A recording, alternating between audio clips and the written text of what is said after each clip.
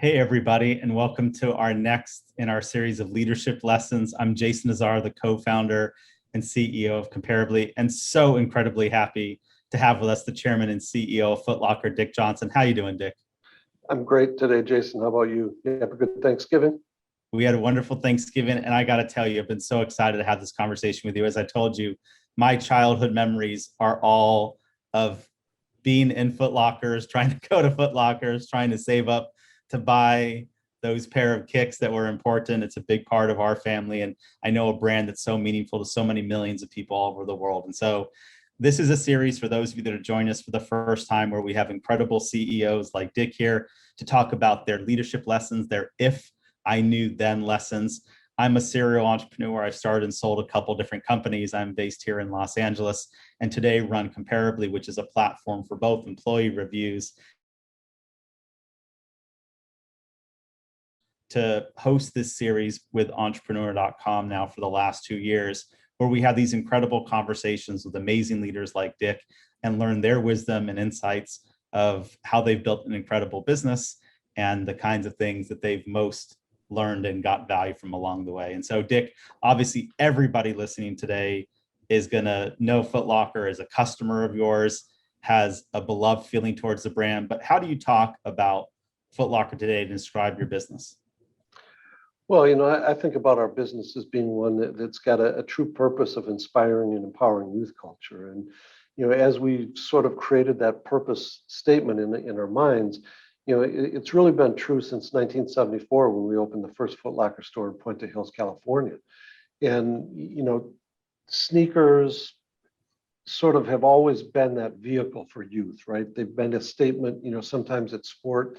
Today sneakers are far more about lifestyle and culture, but it really is giving, youth a platform in sharing incredible experiences, creating great experiences with them, sort of meeting at the center of sport and sneaker culture, and really identifying what's important to customers and creating experiences that can help propel them. When I think of the iconic brands that really just create an emotional response, like Foot Locker is so high among that list. It's just so associated. Like that feeling you get when you first walk in and they're, those shoes. And for me, obviously I played basketball as a kid growing up. And so it was just so impactful and so meaningful. And it was a source of congregation. You went there with your friends as a destination just to hang out, and whether you were going to buy anything or not, just to kind of see aspirationally what this next great piece of apparel that you wanted to get was. How do you manage and think about the responsibility of just that brand overall and what it means to so many people? Well, it's such an honor and a privilege to lead the company, right? We've got 40,000 plus great associates around the globe. And the fact that we do what we do and raise that level of attention for our core consumer in 27 different countries, 3,000 stores, we really do fuel a shared passion for self-expression, right? I think, as you pointed out, Jason, you're looking at the kicks on the wall, you're looking at that fleece hoodie, you're looking at the t-shirt bar to figure out what is that next big thing. And, I think it's just an incredible opportunity, to really have that connection back to youth culture and know that we are doing good things for the community that we work in and play in and live in. And importantly, creating something that we know can move forward, of the FW Woolworth Company, which is, founded 140, 150 years ago.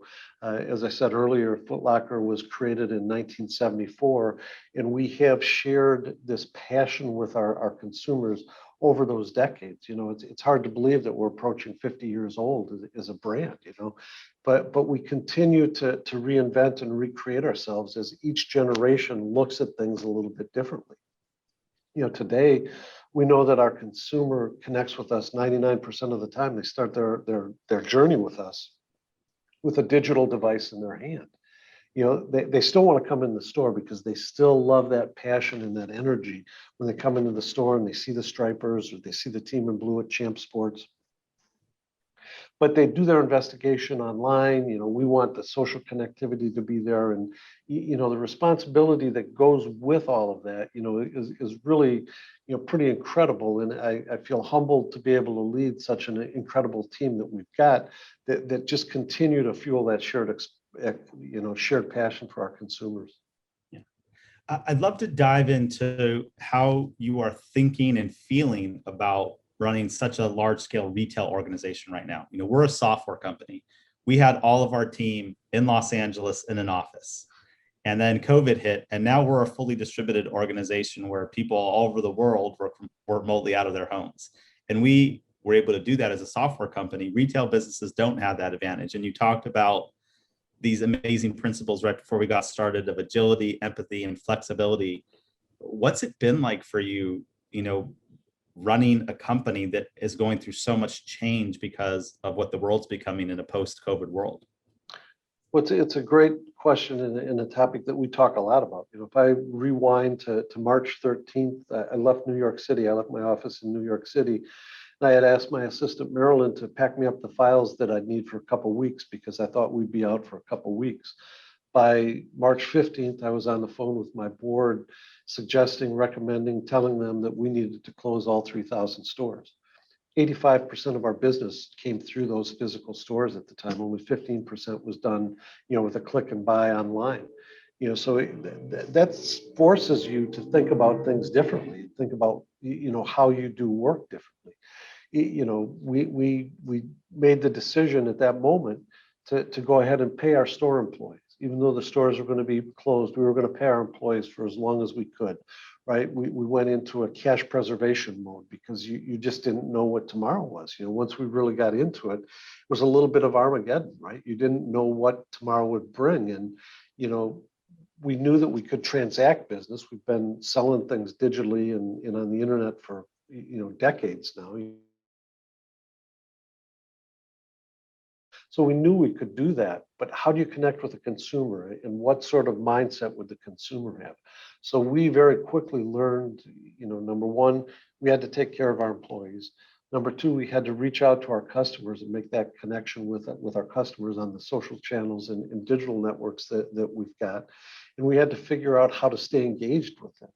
The fact that we closed all 3,000 plus stores at the time, caused us all to take pause. The office workers, whether they were in our New York office or our office over in the Netherlands or in Singapore or Brisbane, we can go home and do the work, right? But our store associates can't, and our distribution center employees can't. When you've got all of your stores closed, the machine comes to a grind, right? Grinds to a halt, I should say. And we saw that. That being said, we were able to get employees into the stores to service customer orders, shipping out of the stores. We were able to ship out of the warehouse. So we were able to keep a continuity and a flow going, but we really had to think about doing business differently. Then when we saw stores start to open, as we started to, as a society, as a global nation, we started to understand the pandemic a little bit more, and doors opened. We saw this incredible pent-up demand, people just streaming back to the stores, right? And we're still very cautious, right? I mean, we're one of the stores that across the 50 US states, we still require our employees to wear masks, right? I think that it's the safe thing to do for our employees and for our customers. We still have social distancing requirements and capacity limits in place where we can. So it's always been about taking care of the employees, taking care of our customers, and creating an environment that was safe. And we've seen it, through the various variants of the virus. Now with the latest one, we'll have to figure out how to be agile in this new environment again.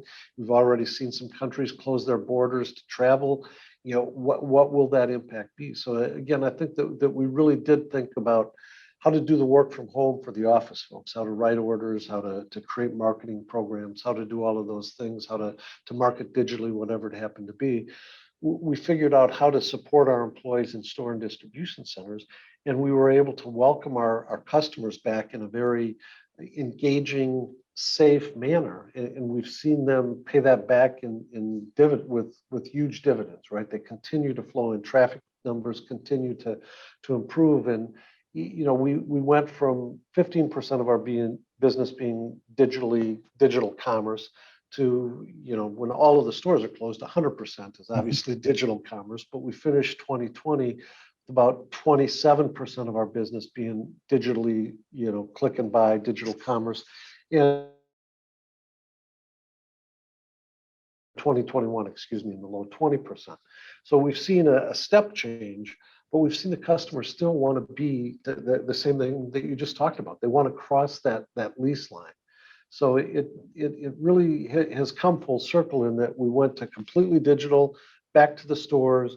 We learned how to run a business and manage a business remotely, but I can tell you, having had a few meetings back with a few members of my team, it feels really good to be back in the same room, right? I think there's just an energy that gets created when you're in the same room. And I don't think that our attendance in the office, in fact, I know our attendance in the office post-pandemic, whatever that looks like, won't be the same as it was beforehand. You mentioned you're now fully distributed. Will people ever come back to the office in LA?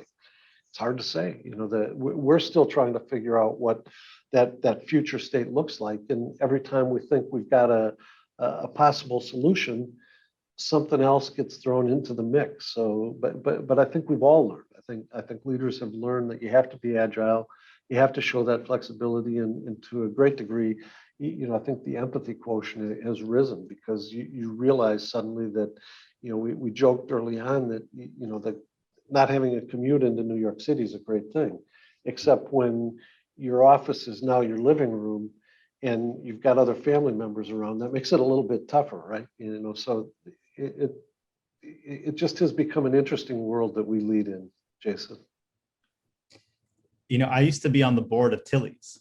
And so I've thought a bit here over the years about the future of retail. And obviously we see, Apple and Amazon making a little bit of evolution there, right? From some traditional retail experiences. As you think 10 years out from today, what are going to be the big things that are most different about the retail experience and maybe what they've been over the past, 30 or 40 years? Yeah, it's a great question because the speed of change is just accelerating, right? And I still believe in 10 years that stores will play an element of the experience for our consumers, right? I think the store experience will change, and it's going to have to be deep engagement with the consumer. Stores will have to be more than a place that you can just transact business, right? There will need to be a greater meaning behind those stores and a greater purpose behind the stores. But clearly, with the movement to more digital inclination for the younger consumer,